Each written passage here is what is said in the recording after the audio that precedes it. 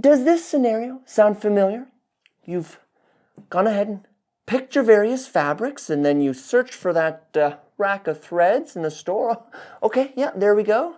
Find the one that matches most closely, and boom, sorted. Well, then allow me to inform you that there's a whole lot more to thread than you realize, and well, it's surprisingly interesting and useful. Editing Corn, roll that intro. My name is Cornelius Quiring. That's my logo. That's my word mark. And Cornelius.ooh is my website.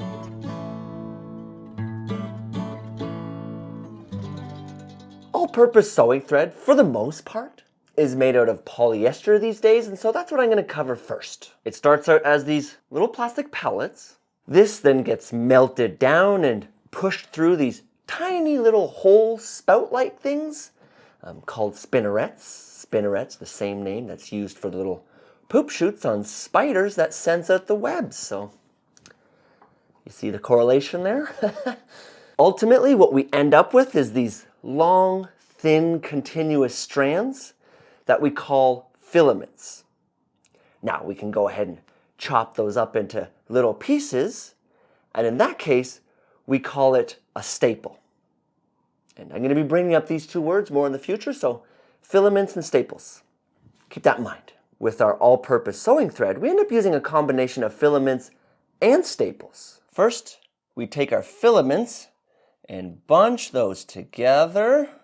We then take our staples, wrap them around the outside, and twist it all together. This is a rather crude example, but what we have now is known as our yarn. Next, I take 2, 3, maybe even 4 of these yarns. I twist those together, and I end up with my sewing thread. In my case here, because I've done 2 yarns, this would be known as a 2-ply thread. If I've done 3 of them, that's a 3-ply, so on and so forth. Probably should have let that marker dry a little bit more before I started twisting it around.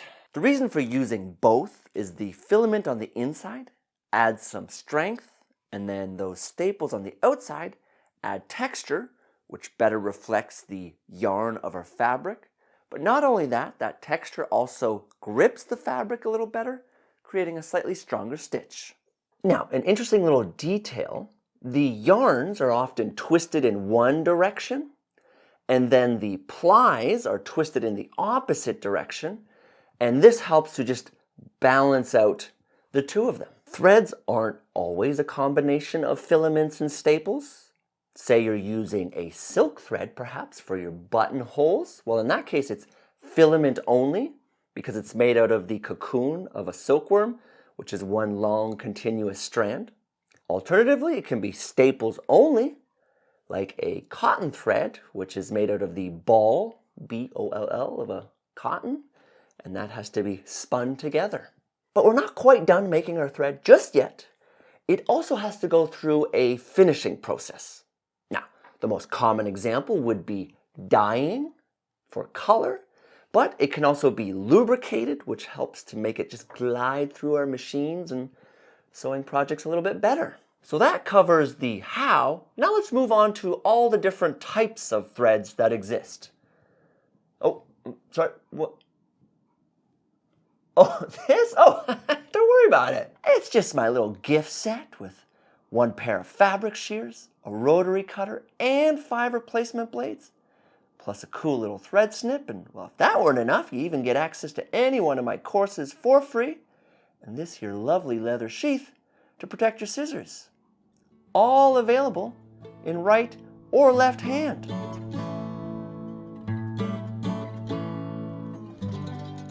There's no shortage of different style of sewing threads. I'm going to be focusing more on the ones used for garment making and some quilting, perhaps bag making too.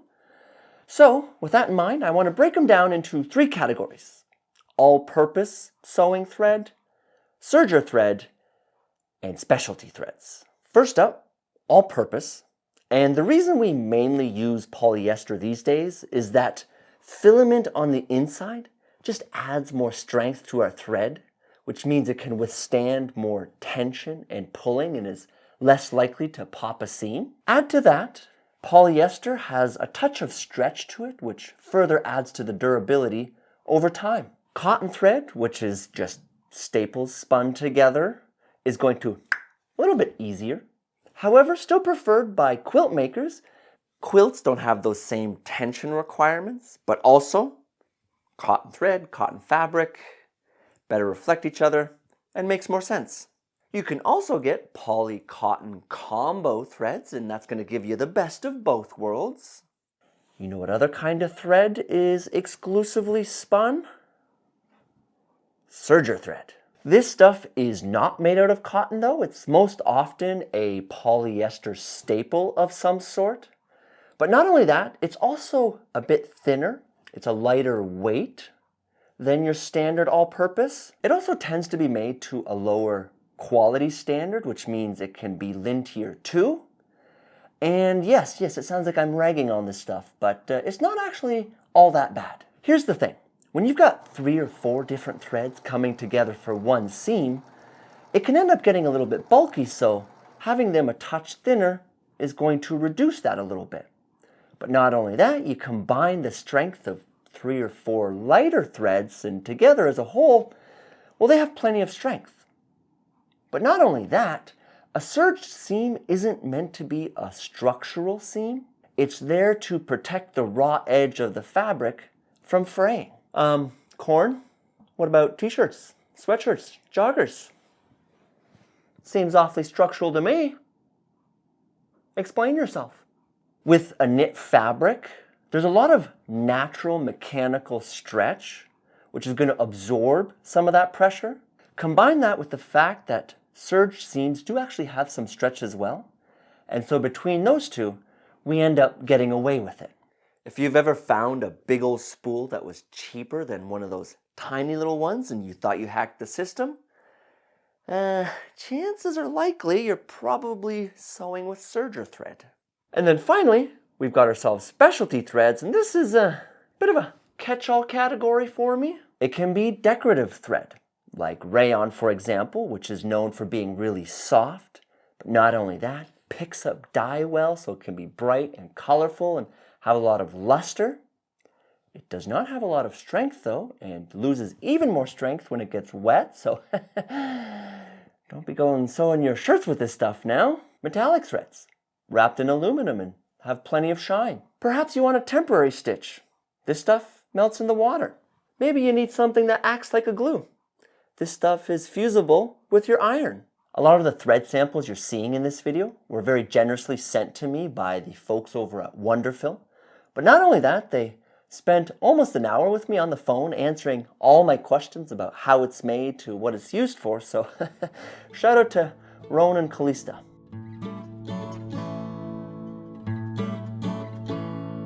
Threads come in all different sizes. You can get super thin stuff all the way up to the real chunky chonkers. And unfortunately, there's no standardized system that gets used across the board. So I'm going to go ahead and cover the 3 most common ones that you're likely to see as a home sewist like me and probably yourself. First up, we have the weight system. And this often gets abbreviated to WT. So you might see something like 40 WT. Now, as for that number, it represents how many kilometers of thread you need to weigh 1 kilogram. So if it's a 40 WT, that means you need 40 kilometers of thread to weigh 1 kilogram. If it's a 60 WT, well then you need 60 kilometers of thread to weigh 1 kilogram. I know, kind of useless information for you and I, but the thing to keep in mind is that the bigger the number, the thinner the thread, and then the smaller the number, the thicker the thread. Kind of does a reversey thing. A standard all-purpose sewing thread is about 40 WT, so use that as your baseline, and then as the number goes up, it gets thinner, and then as the number goes down, it's going to be thicker. Now, sometimes you might see that written out as, say, a 40/2 weight. And that second number represents the amount of plies. So the final weight of our thread is 40, and it's made up of 2 plies. If that's a 3, then it would be a 3-ply. But we're now getting so lost in the minor technical little details that you can just avoid that. Focus on the final weight number and keep it moving, because I also got to move on to the next system. Now, there was an attempt to try and make one standardized system that was a bit more simplified to unify the industry, but of course it never took off, and so now we just have one more system to deal with. And that is the TEX system. T-E-X. With the TEX system, we take 1 kilometer of thread and weigh it in grams, and boom, we've got our number. So say 1 kilometer of thread weighs 25 grams, well then we have a TEX 25. Say it weighs 40 grams, well then we've got a TEX 40. It's a more direct system, so the smaller the number, the thinner the thread, and then the bigger the number, the thicker the thread. A standard all-purpose sewing thread is going to be somewhere in the range of a TEX 25 to a TEX 30, and going up and down accordingly. And then finally we have the denier system. I think it's denier, like French, like denier, instead of denier. But I'm speculating here, probably should check this before I start recording. It's written as TD or just the letter D. And the denier system, you know what, actually let me Google it before I make a fool of myself. How do I pronounce the denier thread weight measurement system? Is it denier or denier? The thread weight measurement is typically pronounced denier or denier in phonetics, similar to the second option, though the older French pronunciation denier is also sometimes heard. Denier, pronounced denier, refers to a person who denies something. Okay, that's enough, All right, so I got them all wrong. The denier system works just like the TEX system, but rather than it being based on 1 kilometer of thread, it is 9 kilometers of thread. So, if 9 kilometers of thread weighs 250 grams, that would be a 250D. And so on and so forth. All-purpose sewing thread, about 250D. Now this system is most commonly used with filament-only style threads. So that silk stuff I was mentioning earlier, chances are you're going to see this one being used. Apparently, it's also used in the world of hosiery. So the lower the number, the thinner, the more translucent your pantyhose are going to be. And then as the number goes up, they get thicker and more opaque.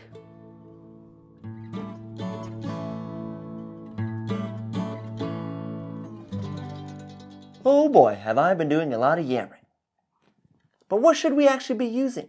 When? What? How? Give us some practical tips, Corn, for your everyday sewing needs. That rack of all-purpose stuff at the store, it's perfectly fine. And by everyday sewing, I mean shirts, basic pants, dresses, your regular garments. However, if you want to do some rather lightweight fabrics like chiffons or organzas, well then maybe you go a little bit lighter. And then if you're doing some heavyweight fabrics, I'm thinking thick denims, boiled wools for coats, that kind of stuff, then maybe consider getting a slightly heavier weight fabric. Oh, nice little chart here, Editing Corn. It's a good thing I stepped off to the side, eh? Now, as you start to buy threads in different thicknesses, very quickly you can build up a bit of a collection and, well, chances are you might not work your way through it. So, what you can do instead is buy thread in a gray of a few different shades. The reason being is that gray does a fantastic job of blending in, and so now that one spool can be used across a variety of colors. In terms of material, honestly, the polyester stuff for everyday garments is best, but if you want to start having some fun and exploring how the thread can actually be a decorative element on your garments, well then, there's a whole world of specialty threads waiting for you.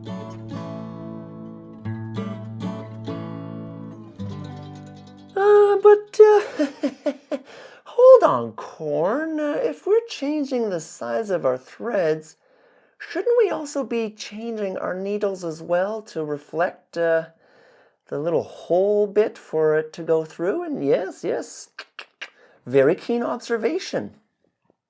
The simple answer is thinner the thread, the smaller the needle we want, and then as we go up, we want bigger needles with bigger holes. And yes, actually, I plan to do a whole video just about needles at some point, so stay tuned. I know I skipped over a whole bunch of stuff, so please do also share your thread knowledge down in the comments.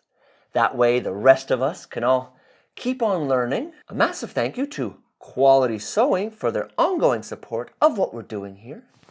Don't forget to use my coupon code CORN to save 10% off of sewing machines and sewing supplies. Or perhaps you're looking for me to confirm the rumors of the Corncob Club, where allegedly you can get access to exclusive content, big old juicy discounts on courses, or no.